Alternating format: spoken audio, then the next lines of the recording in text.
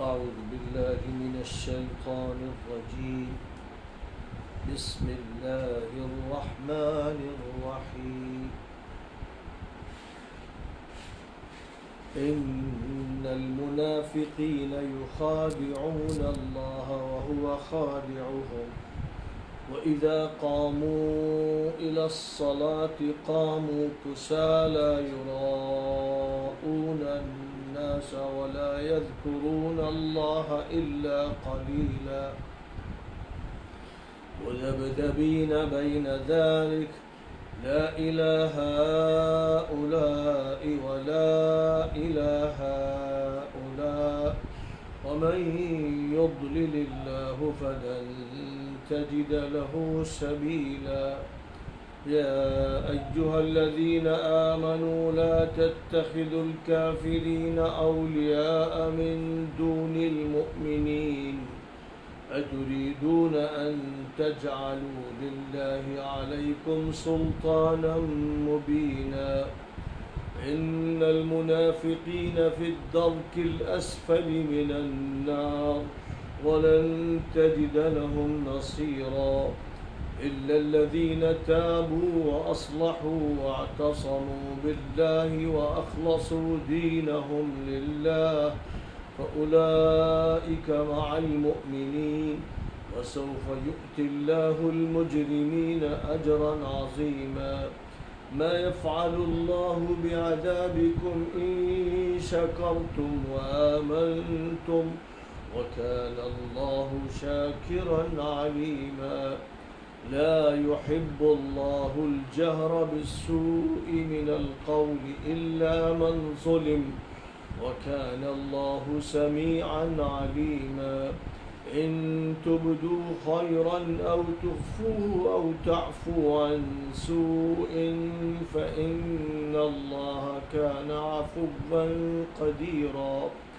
إلا الذين يكفرون بالله ورسله ويريدون أن يفرقوا بين الله ورسله ويقولون نؤمن ببعض ونكفر ببعض ويريدون أن يتخذوا بين ذلك سبيلا. أولئك هم الكافرون حقا وأعتدنا للكافرين عذابا مهينا. والذين آمنوا بالله ورسله ولم يفرقوا بين أحد منهم أولئك سوف يؤتيهم أجورهم وكان الله غفورا رحيما.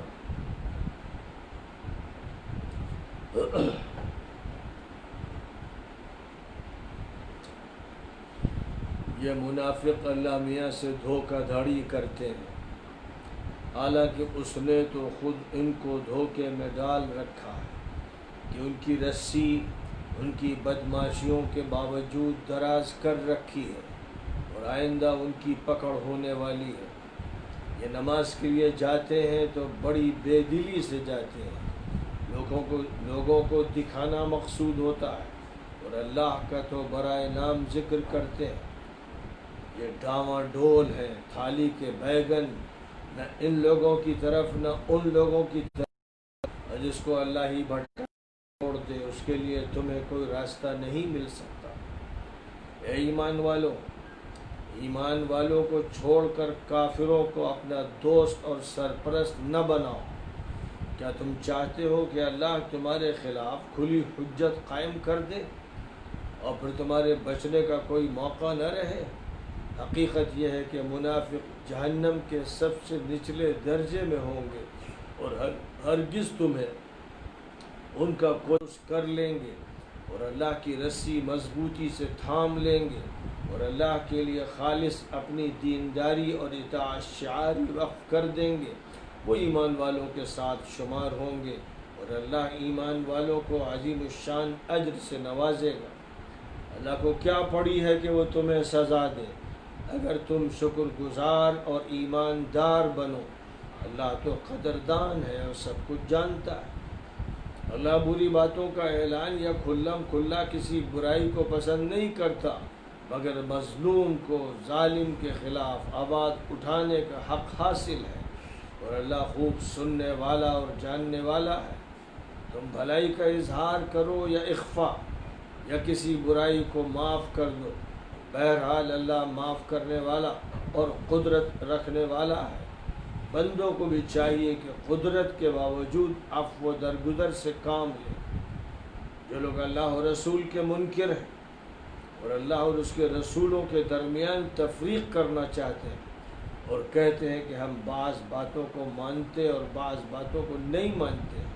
اور کفر و ایمان کے درمیان اس راستے کو اختیار کرنا چاہتے ہیں، وہ پکے ٹھکے کافر ہیں،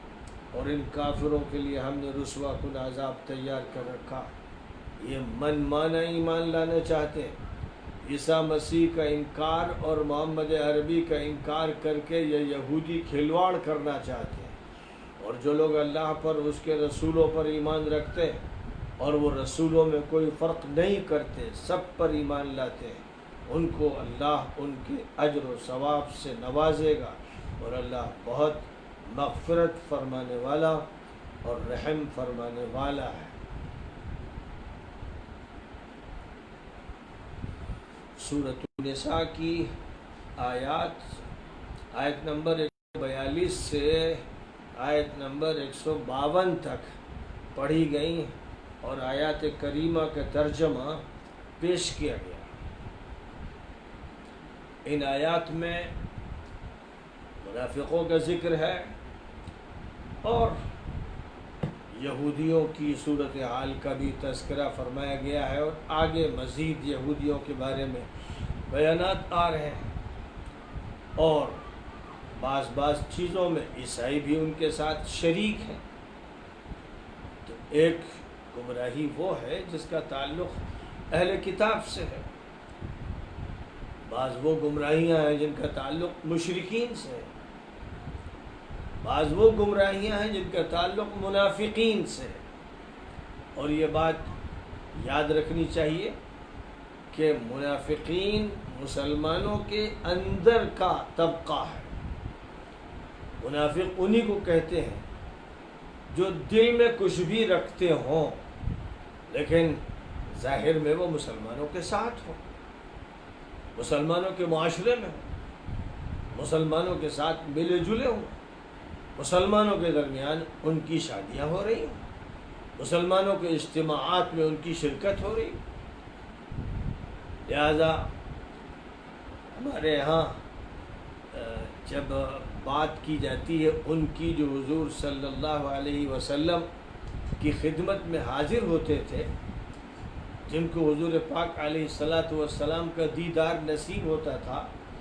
آپ کے ساتھ نماز بھی پڑھتے تھے، یہاں تک کہ جہاد کے سفر میں بھی شریک ہو جاتے تھے، تو یہ ذہن میں ہوتا ہے کہ وہ سب صحابہ تھے، اور یہ ذہن میں رہتا ہے کہ وہ سب حضور کے ساتھ وفادار و مخلص تھے۔ یہ ایک واقعے کے خلاف ایک تصور ہے، اور قرآن کی آیات کے خلاف ہے، احادیث کے خلاف ہے، سیرت نبوی کے خلاف ہے، ایک مغالطہ ہے۔ قرآن بار بار اس کو وضاحت کے ساتھ بیان کرتا ہے کہ اے مسلمانوں، جب خطاب ہو رہا تھا تو حضور پاک علیہ السلام کے مخاطبین جو بھی تھے ان سب کو خطاب ہو رہا تھا، تو جب اے ایمان والو، اے مسلمانوں کہا جاتا تھا تو اس میں وہی طبقہ شمار ہوتا تھا جس طبقے میں اچھے بھی تھے، برے بھی، مخلص بھی تھے، غیر مخلص بھی، وفادار بھی تھے اور بے وفا بھی، اور وہ بھی تھے جن کے دل سیاہ تھے اور وہ بھی تھے جن کے دل صاف و شفاف تھے۔ اس مجمع میں ان مخاطبین میں وہ سب تھے، اور وہ سب مسلمان ہی شمار ہو رہے تھے۔ ان کے دل میں کیا چھپا ہوا یہ تو اللہ جانتا ہے، اور ہر شخص کے بارے میں اللہ جانتا ہے، تو اللہ اپنے علم غیب کی بنیاد پر جو بھی کرے گا اس کا تعلق اللہ کی ذات سے ہے، ہم سے نہیں۔ ایک موقع پر حضرت عبداللہ ابن مسعود رضی اللہ تعالی عنہ نے یہ بات ارشاد فرمائی تھی کہ عہد نبوی میں تو وہ منافق بھی معلوم ہو جاتے تھے جو دل کے منافق ہوتے تھے، لیکن بعد کے دور میں جو دل میں ایمان نہیں رکھتے ہم نہیں جانتے ان کو، اگر وہ ہمارے ساتھ ہیں مسلمانوں میں ان کا شمار ہے تو مسلمان شمار کریں گے، اور کوئی بھی ان کے بارے میں فیصلہ ہوگا تو ان کے عمل کی بنیاد پر ہوگا۔ حضرت عمر رضی اللہ تعالیٰ عنہ نے بھی یہ فرمایا تھا تمام صحابہ کو مخاطب کر کے کہ میں فیصلہ کسی کے عمل کی بنیاد پر کروں گا، اس بنیاد پر نہیں کہ حضور کا صحابی کون ہے اور کون تھا جو فلاں موقع پہ تھا اور کون تھا جو نہیں تھا، یہ بنیاد نہیں ہوگی۔ بنیاد یہ ہوگی کہ وہ کرتا کیا ہے۔ جس کے بارے میں کوئی فیصلہ کرنا ہوگا تو اس کے عمل کے ظاہر کو ہی بنیاد بنایا جائے گا۔ کوئی شخص چوری کرے اور یہ کہے کہ میں نے تو بڑی نیک نیتی سے چوری کی کہ مالدار کے مال کو لے کر غریبوں میں تقسیم کر دوں، تو اس کا ہاتھ کاٹا جائے گا۔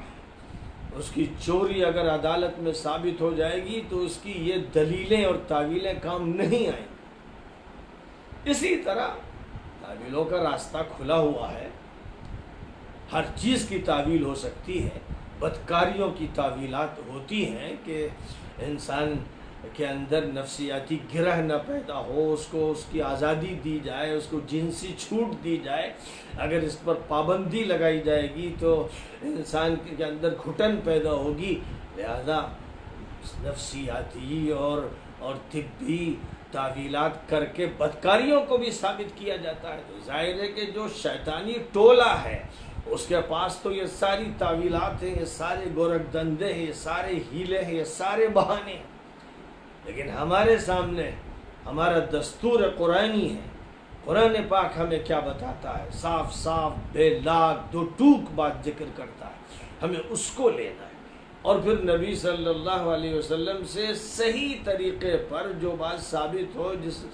اور آپ کی سیرت بھی اس کی مؤید ہو اور قرآن بھی اس کی تائید کرتا ہو تو اسے قبول کرنا ہے۔ ایسی کوئی روایت جو قرآن سے ٹکرائے، واقعے سے ٹکرائے، حقیقت سے ٹکرائے، یقیناً راوی نے اس میں غلطی کی ہے، یقیناً اس سے بھول چوک ہوئی ہے، یقیناً اس سے کوتاہی ہوئی۔ حقائق اور واقعات کے خلاف کوئی حدیث نہیں ہوتی ہے، کوئی بیان نہیں ہوتا ہے۔ ہاں واقعہ ہو یہ یقینی ہے۔ اگر کوئی واقعہ ہے، دن ہے، اور یہ کہا جائے کہ نہیں حدیث میں یہ کہا گیا کہ منگل کا دن بھی رات شمار کی جائے گی، تو ایسی کوئی حدیث جو سنائے گا اس کے منہ پر زور سے اتنی ماری جائے گی کہ اس حدیث سے اس کا چہرہ پھٹ جائے۔ جو بھی اس طرح کی فضول بکواس کرے گا اس کی بکواس قبول نہیں ہوگی۔ یہاں تو خود آیتوں کے اندر اس کی دلیل موجود ہے کہ یہ وہی لوگ ہیں جو حضور پاک کے ساتھ نماز پڑھتے تھے، مسلمان تھے، یہ الگ کوئی گروہ نہیں تھا کہ ان کو شمار نہ کیا جائے اپنے میں، یہ اپنے ہی لوگ تھے، یہ حضور کے ساتھ شامل تھے، حاضر ہونے والے۔ اس لیے فرمایا گیا ان المنافقین یخادعون اللہ وهو خادعهم، یہ منافق اللہ میاں کو دھوکہ دے رہے ہیں، اللہ میاں نے ان کو دھوکے میں ڈال رکھا۔ کون ہے یہ منافق؟ وَإِذَا قَامُوا إِلَى الصَّلَاةِ قَامُوا كُسَالَىٰ، نماز کے لیے آتے ہیں یہ سستی کے ساتھ، کاہلی کے ساتھ، بے دلی کے ساتھ آتے ہیں۔ تو نماز پڑھنے والے مسلمان ہیں اور مسلمانوں کی طرح ان سے خطاب ہو رہا ہے۔ بات جو ہو رہی کہ اے مسلمانوں، اس سے پہلے وہ آیت گزر چکی جس میں فرمایا گیا یا ایھا الذین آمنوا آمنوا باللہ ورسولہ، اے وہ لوگوں جو ایمان لاؤ۔ ایمان والوں سے کہا جا رہا ہے صحیح معنی میں مومن بنو، صحیح معنی میں مسلمان بنو۔ یہ دکھاوے کا ایمان اور اسلام نہیں چلے گا، یہ سکے دنیا میں چلا لو گے تم، لیکن اللہ کے ہاں یہ سکہ نہیں چلے گا۔ اللہ کے ہاں سے جو فرائض طے کیے گئے ہیں ان کی پابندی کرنی ہوگی، جو محرمات بتائے گئے ہیں ان سے بچنا ہوگا، جس زندگی کا حکم دیا گیا ہے وہ گزارنی پڑے گی۔ نبی صلی اللہ علیہ وسلم یہ تو بتا نہیں سکتے تھے لوگوں کو کہ بھئی میں تم کو ایک ایسا معیار دیتا ہوں جس سے تم دل کی بات سمجھ لو گے اور غیب تمہیں معلوم ہو جائے گا، کون اندر سے منافق ہے اس کا پتہ چل جائے گا۔ لہذا آپ علامتیں ذکر کرتے تھے، وہ بھی باہر کی کہ آیت المنافق ثلاث اذا حدث کذب واذا وعد اخلف واذا اؤتمن خان۔ کبھی فرمایا کہ منافق کی 3 نشانی ہے، بات کرتا ہے تو جھوٹ بولتا ہے، وعدہ کرتا ہے تو وعدہ خلافی کرتا ہے، امانت رکھی جائے تو اس میں خیانت کرتا ہے۔ اب یہ کون لوگ تھے؟ یہ مسلمان تھے، یہ حضور کے ساتھ رہنے والے تھے، یہ آپ کے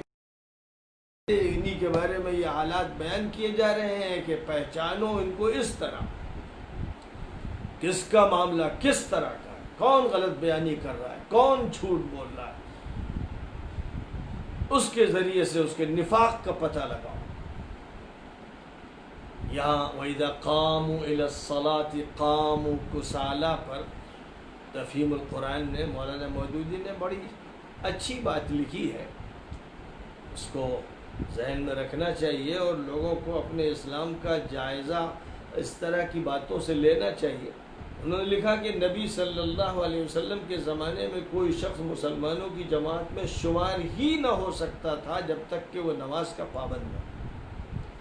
جس طرح تمام دنیاوی جماعتیں اور مجلسیں اپنے اجتماعات میں کسی ممبر کے بلا عذر شریک نہ ہونے کو اس کی عدم دلچسپی پر محمول کرتی ہیں اور مسلسل چند اجتماعات سے غیر حاضر رہنے پر اسے خارج کر دیتی ہیں، اسی طرح اسلامی جماعت کے کسی رکن کا نماز باجماعت سے غیر حاضر رہنا اس زمانے میں اس بات کی صریح دلیل سمجھا جاتا تھا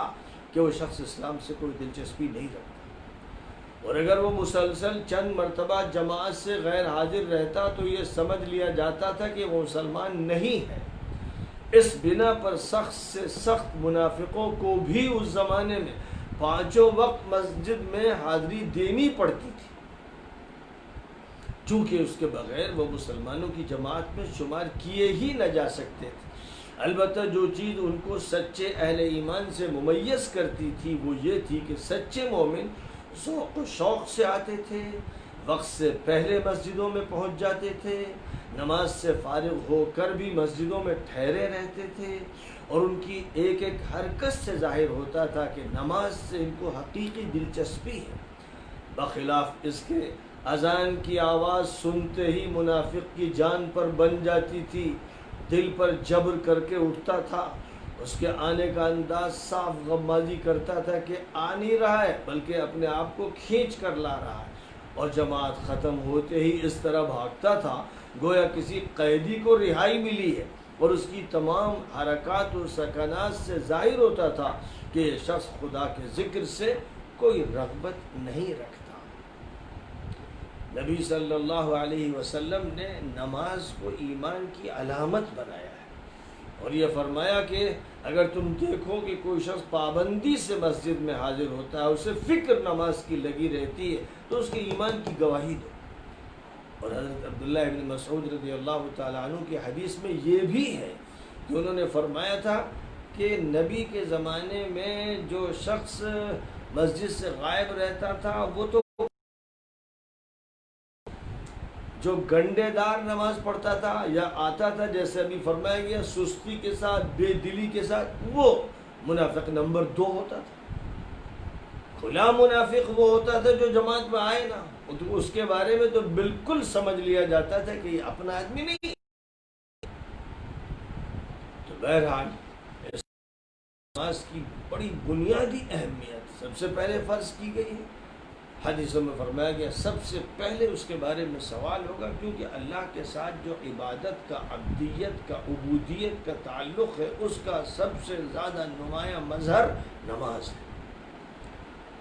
نماز کے ذریعے بندے کا جو تعلق ہے اللہ کے ساتھ، عبدیت کا تعلق اور عبادت کا تعلق، وہ ظاہر ہوتا ہے۔ اللہ کی تعظیم کرتا ہوا کھڑا ہوتا ہے، وہ اللہ کی تسبیح کرتا ہے، تحمید کرتا ہے، وہ اللہ کی بڑائی بیان کرتا ہے، وہ قرآن پاک کی سورۃ الفاتحہ پڑھتا ہے، اس طرح پورے قرآن پاک کا خلاصہ اور نچوڑ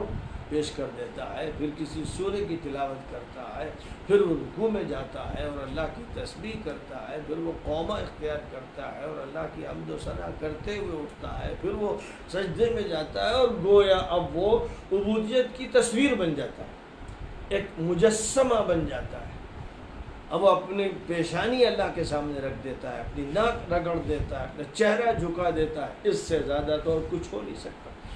بندگی کا زیادہ سے زیادہ اظہار سجدے کے ذریعے ہوتا ہے، اور حدیث میں فرمایا گیا کہ بندہ اللہ سے سب سے زیادہ قریب اس وقت ہوتا ہے جب وہ سجدے کی حالت میں ہوتا ہے۔ اس لیے فرمایا تھا رسول اکرم صلی اللہ علیہ وسلم نے کہ سجدے میں دعائیں مانگا کرو۔ تو منافقین کا تذکرہ کرتے ہوئے یہاں پر جو بات ارشاد فرمائی جا رہی ہے کہ یہ دین کے بارے میں بد شوق واقع ہوئے ہیں، اور پھر یہ ڈاما ڈول رہتے ہیں، کبھی ادھر جاتے ہیں کبھی ادھر جاتے ہیں، یعنی مفاد کے پیچھے بھاگتے رہتے ہیں، جہاں بھی ذرا سا مفاد ملے وہاں پہنچتے ہیں اور وہاں اپنی وفاداری کا مظاہرہ کرتے ہیں۔ اب ظاہر ہے کہ ایسے لوگ دھوکھلے ہوتے ہیں، ایسے لوگ بڑے گھٹیا ہوتے ہیں، ایسے لوگ کھلے دشمن سے زیادہ خطرناک ہوتے ہیں۔ اس لیے اللہ نے فرمایا کہ منافق دوزخ کے سب سے نچلے طبقے میں ہوں گے، کافروں سے بھی بدتر، اس لیے کہ وہ کھلا دشمن ہے، وہ اپنی بات پر اڑا ہوا ہے، انکار کر رہا ہے یا کسی دوسرے عقیدے کو مان رہا ہے، اور کھلی لڑائی ہے اس کی۔ تو وہ یک رخا دشمن، لیکن یہ شخص کہ جو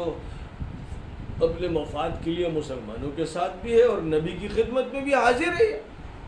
اور نبی کے پیچھے نماز بھی پڑھ رہا ہے، اور اسی کے ساتھ ساتھ خفیہ ملاقاتیں یہودیوں سے بھی کرتا ہے اور دشمنوں سے بھی تعلق رکھتا ہے، اور جب مال غنیمت کا موقع ہوتا ہے تو نبی کا مرید بن جاتا ہے، متوسل بن جاتا ہے، حاضر باش رہتا ہے، اور جب خطرہ ہوتا ہے کہ جان بھی جا سکتی ہے، زخم لگ سکتے ہیں، نقصان ہو سکتا ہے، تو چپکے سے کھسکتا ہے، کترا جاتا ہے، پھر یہ نبی کے ساتھ نظر نہیں آتا۔ یہ ظاہر ہے کہ سب سے پہلے اس دور کے لوگوں کا تذکرہ ہو رہا ہے جن کو بہت معیاری ہونا چاہیے تھا، لیکن ایسا ہوا نہیں، اور کسی دور میں حضرت موسیٰ کے دور میں ہوا، نہ حضرت عیسیٰ کے دور میں ہوا، نہ ان سے پہلے ہوا اور نہ بعد میں ہوا۔ یہ انسانوں کی طبیعتیں ہیں، یہ انسانوں کے مختلف لوگ ہر طبقے میں رہے ہیں۔ تو سخت ترین سزا کا ذکر کرنے کے بعد یہ فرمایا گیا کہ ہاں جو لوگ توبہ کر لیں، اصلاح کر لیں، اللہ کی رسی مضبوطی سے تھام لیں اور اپنی اطاعت خالصتاً اللہ کے لیے، مومن شمار ہو۔ اگر توبہ نہیں ہے، اگر اصلاح نہیں کی گئی ہے، بگاڑ پر تھے اور بگاڑ پر رہے اور بگاڑ پر مرے، امت کو نقصان پہنچاتے ہوئے اور مسلمانوں کے اندر درار ڈالتے ہوئے اور اپنے مفاد کے پیچھے لگے رہتے ہوئے اس دنیا میں جیتے رہے اور پھر اسی طرح سے دنیا سے چلے گئے، تو یہ منافق جیے، منافق مرے۔ صحیح معنی میں توبہ اپنے چہرے پر ہاتھ مار کے توبہ توبہ کرنے سے نہیں ہوتی ہے، توبہ میں گناہ چھوڑنا پڑتا ہے، آئندہ کے لیے عزم مصمم ہوتا ہے کہ اب نہیں کریں گے، پشیمانی ہوتی ہے، اور کسی کا حق ہے تو اسے دینا پڑتا ہے۔ اللہ تعالیٰ یہ فرما رہا ہے کہ اللہ تمہیں عذاب تو نہیں دینا چاہتا، تم اگر اسلام پر زندہ رہو، اسلام پر تمہاری موت ہو اور اللہ کے ساتھ تمہارا مخلصانہ تعلق ہو اور تم شکر گزار رہو تو اللہ تمہاری قدر کرتا ہے، اور اللہ کرتا کہ لوگوں کی برائی ہو اور رو در رو یا پیٹھ پیچھے ان کے خلاف بات کی جائے۔ یعنی اگر معاشرہ نارمل ہے اور لوگ ایک اچھی زندگی گزار رہے ہیں اور کسی سے کسی کو نقصان پہنچنے کا کوئی خطرہ نہیں ہے، تو اس موقع پر لوگوں کو چاہیے کہ ایک دوسرے کی پردہ پوشی کریں اور معاملات ہموار بنا کے رکھیں، خوشگوار رکھیں۔ یہ نارمل حالات کا حکم ہے، لیکن اگر ظلم کیا ہے کسی کے اوپر، اگر کسی نے زیادتی کی ہے، تو پھر مظلوم کو حق ہے زبان کھولنے کا، مظلوم کو حق ہے اعتراض کا۔ جس یہ بات قرآن پاک میں کہی جا رہی ہے تو صاف ظاہر ہے کہ وہ حاکم ہو یا امیر ہو یا بڑا ہو یا چھوٹا ہو، وہ صحابی کہلاتا ہو یا غیر صحابی کہلاتا ہو، اگر وہ ظلم کر رہا ہے تو اس کے خلاف بولنا قرآن پاک کے نص قطعی سے درست ہے۔ اس کے ظلم کے خلاف زبان کھولنا، اس کے ظلم کے خلاف اعتراض کرنا، تنقید کرنا اور اپنی بات کہنا، اپنی مظلومیت کا تذکرہ کرنا۔ کسی کیس میں اگر رعایا میں سے کوئی شخص یہ محسوس کرتا کہ ہمارے گورنر صاحب نے میرا حق مار لیا ہے، تو اسے شریعت نے پورا حق دیا ہے کہ وہ عدالت میں جائے اور قاضی کے پاس مقدمہ دائر کرے، اور قاضی پر لازم کیا گیا ہے کہ وہ فریق ثانی جو مدعا علیہ ہے اس کو طلب کرے، وہ چاہے وقت کا حاکم ہو، گورنر ہو، وزیر اعظم ہو، اور یہی اسلامی نظام حکومت میں کیا گیا۔ کبھی بھی کوئی کیس آ گیا، وہ کیس ابو بکر کے خلاف ہو یا عمر کے خلاف ہو یا عثمان کے یا علی کے، قاضی کی ذمہ داری تھی کہ وہ اس فریق کو طلب کرے کہ جو عام رعایا میں سے، اور ان کو طلب کرے جو خلیفہ ہیں، اور پھر انہیں حاضر ہونا ہے، اور قاضی اپنے فہم کی بنیاد پر دلائل سن کر جو فیصلہ کرے گا، وہ چاہے ان کے خلاف ہو یا ان کے خلاف ہو، اسے ماننا پڑے گا۔ حضرت عمر رضی اللہ تعالیٰ عنہ کے ایک موقع پر طلب کیا گیا، اور قاضی صاحب نے ذرا اکرام کے ساتھ ان کو بٹھانا چاہا، تو حضرت عمر نے قاضی صاحب کو ڈانٹا اور یہ کہا کہ میں اور یہ جو فریق ہے یہ میری رعایا میں سے، لیکن اس وقت میں دونوں برابر ہوں، میرے ساتھ تعظیم کا معاملہ اور عزت کا معاملہ، یعنی میں حاکم ہوں، یہ اس کا مطلب یہ ہوا کہ کوئی فیصلہ صحیح نہیں ہو پائے گا۔ اس لیے فیصلہ اس بنیاد پر ہونا چاہیے کہ دونوں فریق مساوی ہیں، عدالت کے کمرے میں دونوں برابر کے ہو گئے، باہر جس کا جو منصب ہے وہ۔ تو یہ بات جو فرمائی گئی، اسی سے ظاہر ہو گیا کہ جس نے بھی ظلم کیا، اور نبی پاک علیہ الصلاۃ والسلام جو کسی پر سب کو شتم نہیں کرتے تھے، اپنی زبان کی سب سے زیادہ حفاظت فرماتے تھے، جب نبی نے متعین کر دیا کہ خلافت راشدہ کے بعد کی حکومت ظالمانہ ہوگی، اور جو بھی علی کے خلاف کھڑا ہوگا وہ ظالم ہوگا، باغی ہوگا، تو اب اس کے بعد کیسے کسی مولوی ملا کے لیے جائز ہوتا ہے، کیسے اس کی حیا، اس کی شرم گوارا کرتی ہے کہ وہ نبی کی طاق رکھ کے بلکہ پیٹھ کے پیچھے پھینک کر وہ تعویلات کرے ظالم کے بارے میں۔ یہ بے ایمانی ہے۔ اس بے ایمانی میں اگر کسی کو غلط فہمی ہوئی ہے تو ظاہر ہے کہ وہ اللہ جانے کہ اس کو معاف کرے گا کہ نہیں کرے گا، لیکن جان بوجھ کر جس نے احادیث کو کنارے ڈال کر دوسرا راستہ اختیار کیا ہے، وہ اللہ کی گرفت سے بچ نہیں سکتا۔ فرمایا گیا کہ تم کسی بات کا، کسی خیر کا اظہار کرو یا اس کو چھپا کے رکھو، کسی چیز سے تم درگزر کرو، یہ جو بھی عمل تم کرو گے اللہ تعالیٰ دیکھے گا کہ تمہارا عمل اچھا ہے تو اسے قبول فرمائے گا، اور اللہ عفو و کرم کو پسند کرتا ہے۔ لہذا اپنے حق سے اگر تم نے تنازل اختیار کر لیا اور اپنے حق کو چھوڑ دیا تو یہ تمہاری بڑی بات ہے، یہ عظیمت کی بات ہے، اور اللہ کو پسند ہے تو اللہ تو تمہیں بڑا اجر دے گا، لیکن جس نے ظلم کیا ہے اس کو اپنے ظلم کا جواب دینا پڑے گا۔ کسی کو معاف کر دینے کا مطلب یہ نہیں ہوتا کہ وہ اپنے اسی جرم میں ہے اور توبہ بھی اسے نصیب نہیں ہوئی اور پھر وہ دھڑلے سے گھوم رہا ہے کہ چلیے معاف بھی میں نے کروا لیا۔ یہ زیادتی ہے، یہ ظلم ہے۔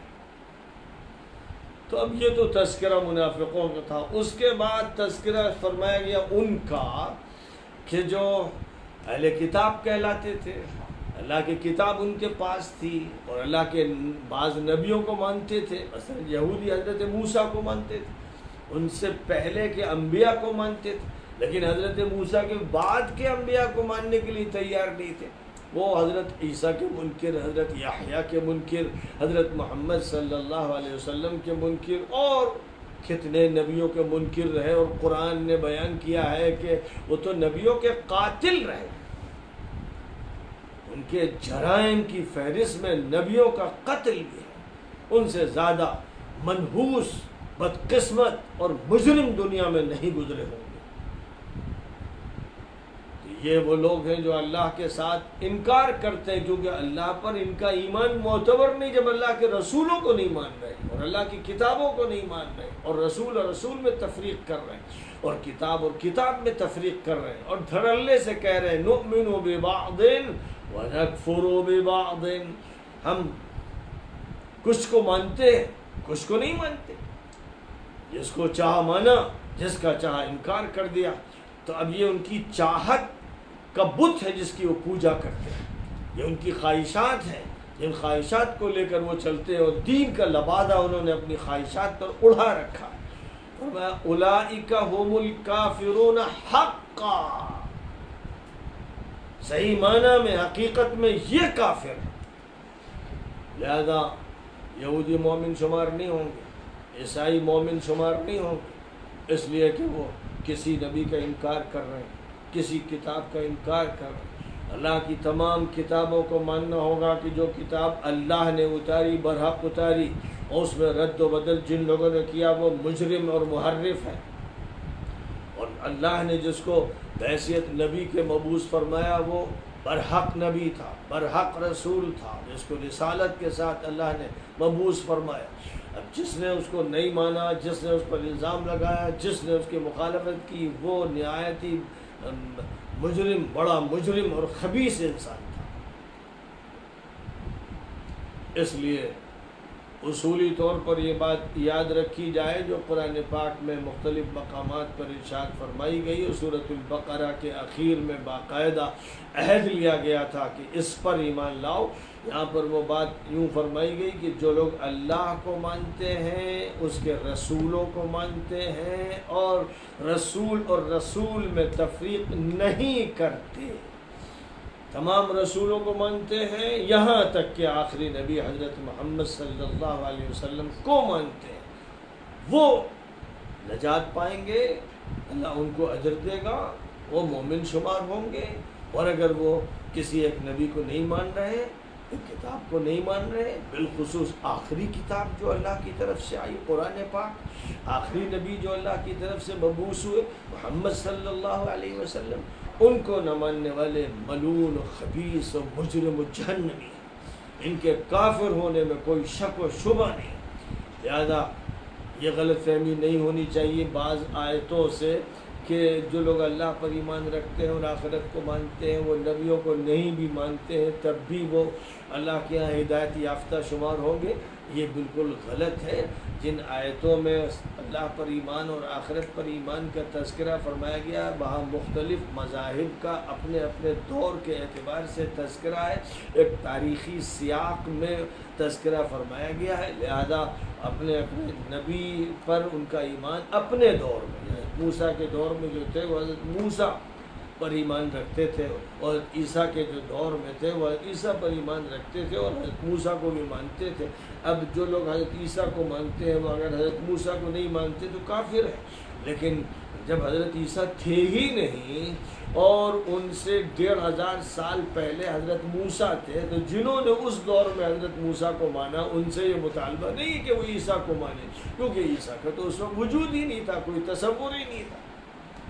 لہذا اس سیاق میں بعض آیتوں میں اللہ پر ایمان اور آخرت پر ایمان کا صرف تذکرہ کیا گیا ہے، لیکن ظاہر ہے کہ قرآن پاک کی کسی ایک آیت سے مطلب نہیں نکالا جاتا، بلکہ پورے قرآن پاک میں جہاں جہاں جو بات ارشاد فرمائی گئی ہے اس کو قطعیت کے ساتھ سمجھنے کی ضرورت ہے اور اس پر فیصلہ کرنے کی ضرورت ہے۔ اور بے شمار آیتوں میں قرآن پاک کی تمام انبیاء پر ایمان کا مطالبہ کیا گیا، اور خاص طور پر قرآن جس پر اتارا گیا یعنی محمد صلی اللہ علیہ وسلم، ان پر ایمان کا مطالبہ ہوا کہ ان پر ایمان لائے بغیر کوئی مومن شمار نہیں ہوگا